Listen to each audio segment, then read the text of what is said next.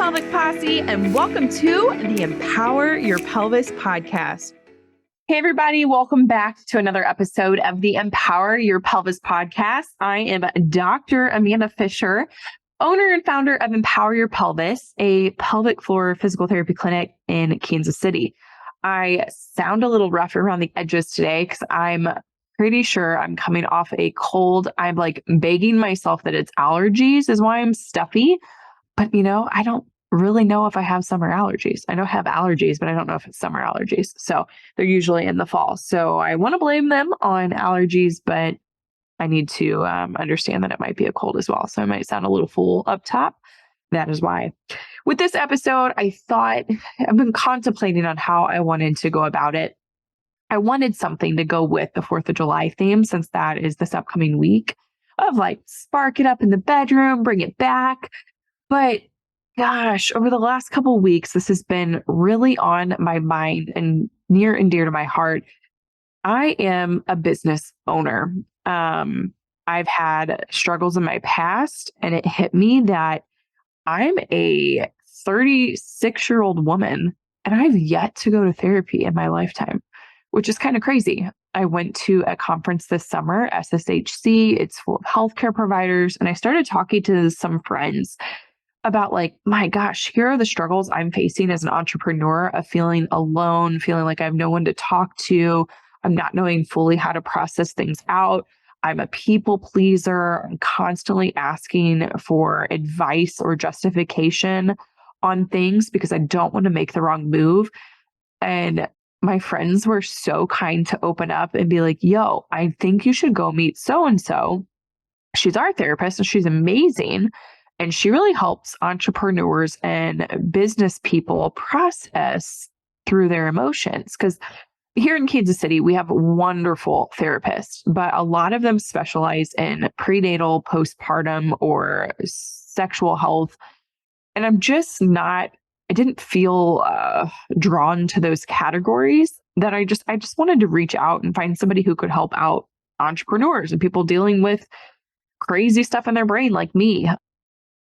Today was my first session. So I'm coming off of that high of meeting with her, and it was absolutely amazing. But we kind of broke things down and realized, like, number one, for those of you who don't know, I come from a dad who was an alcoholic, or who is an alcoholic, is, I'm not really quite sure anymore, who would leave when situations would get hard, would just up and walk away from the family for some time. And then quite frankly, abandoned my sister and I in my early 20s and hasn't really talked to us since then. So I feel like my people pleasing, what we were processing here. So I'm sharing my story in case anybody can relate, because I just feel like more people should know to go to therapy to help you process this stuff out. But I was telling her my past trauma with that, and she mentioned, like, you never went to therapy to help process through these emotions of dealing with that as a kid. And I'm like, no, I haven't. She's like, well, how did you process that? I journaled. She's like, how did you even figure out to journal? Well, my 2 aunts were high school and middle school counselors. And my one aunt, who was a middle school counselor, actually suggested to me to journal to get my thoughts out and my emotions and to help me work through that. And that has been something that has stuck with me over the last couple of decades as I've been going through life. And it's how I process through my birth traumas with my kids, was actually writing them out in a notebook, which I still have today and will go back and read. And just the true raw emotion there is just insane. But realizing that I was people pleasing from a young age to try to keep the peace at the home. So there wouldn't be any fighting. So my dad wouldn't leave, because if there was a fight, he would leave. So if I were to find like alcoholic bottles, I would either go hide them under my bed, which was dumb. I was a kid. I wasn't drinking alcohol, but I wanted to hide it to avoid a confrontation, or just go hide them in a trash can at the very bottom so my mom wouldn't find them, to avoid a fight. So trying to people please from a young age has then led into me still people pleasing in my 3rd decade of life, but utilizing that and trying to people please within the company. So it's very interesting how I may not want to make hard decisions for the company or for patients because fear of them abandoning me. And so golly, I feel like it's just fascinating. If anybody hasn't gone to therapy, or if you have gone to therapy, just the stuff that they can help you decipher. And she'd even mentioned, like, this is stuff you can probably see with your patients. And it's so true. Like, when it's someone else's issues or someone else's problem, you can see it from an outsider. Like, this is our missing puzzle piece. Let's try to focus here. But myself in this situation going through it, like, I didn't realize why I wasn't feeling worthy, or my lack of self-esteem. I didn't know where it was coming from, because I really enjoy being the hype, positive person. But then when I'm alone with my thoughts, they're much different, where it's more negative, or my ego's trying to pull me down versus build me up. And that's not the person I enjoy being. Is that negative person isn't me. I enjoy being the positive, optimistic, go-to bubbly person.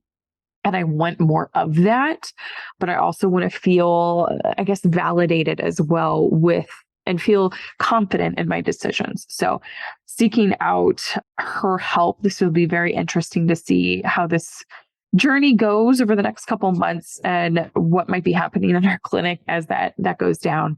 Because I was even, as talking to her, like, she asked me, what are the core values for my company? And it hit me, like, one of my main core values with the company is work hard, play hard, which is, while we're there at the clinic and we're during work hours, give it all you got, get everything done as much as we can, work hard. But then keeping our boundaries of, like, when you leave the office, I don't want anybody working outside of work hours. If they can get their notes done while they're at the office, get the notes done. I don't want them emailing patients back. I want us to have set boundaries so people know that we have lives too, and that we need to reset when we step away in the evenings and on the weekends. That is time for us to regroup and build up our wellness side. But then, as I'm explaining that and listening to her and we're working through things, I realized I'm not doing that for myself anymore. I'm working nights and weekends, processing insurance, communicating with billing things that need to get done, or with patients, trying to figure out who can pay what bill when. And I'm not within our core values of the business anymore. I have moved outside of that, and that's not fair to myself anymore, because I don't want that of my PTs. I don't want that of my staff. So I shouldn't be allowing that to happen with myself. Because if it was another therapist or one of my employees doing that, I would straight up say, like, this is not how we're supposed to be doing this, and we need to figure out how to get it done within the work time frame. So yeah, I'm being very transparent today with this, hoping to learn to set boundaries, because I don't even know how to set boundaries, which is insane. Because as a mom and an employer, like, my schedule really goes around my kids, my family, my work, and then I don't even know where I fit into that anymore. I've kind of lost myself over the last couple of years, especially with COVID. Like, I feel like it's just been a fire hose just flooding my face recently, and I'm just running nonstop. So I'm really hoping I can figure out how to set boundaries. If you guys have any advice, comment below. Let me know what you're doing. Brene Brown comes to my mind. I love her TED Talk. I have a couple of her books, but I have not allowed myself to read her books yet. I think I'm just avoiding the conflict of what may happen if I open them. And I know now I need to read them to truly be vulnerable and figure out how to not people please so much and have to justify everything. And it's okay for people not to like me, because I struggle with that. I struggle with people not liking me and needing to leave. And that all goes back to my childhood. So yeah, I thank you all if you've sat in and listened to this, my little therapy regroup after my therapy session. But it'll be interesting to see how everything unfolds over the next couple months as I go through this. Again, let me know your tips and tricks on therapy. If you've been to therapy, your positive, optimistic side of therapy. And if you're an entrepreneur or business person, or just a parent, or just a human that needs to figure out who you are, seek help for that.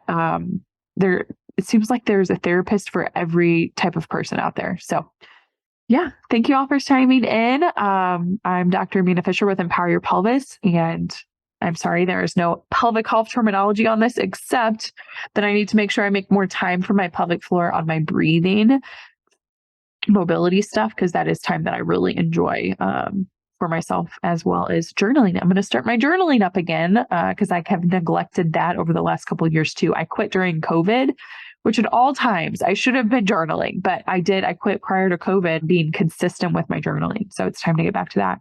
If journaling works for you, let me know that too. All right, guys, have a fabulous day.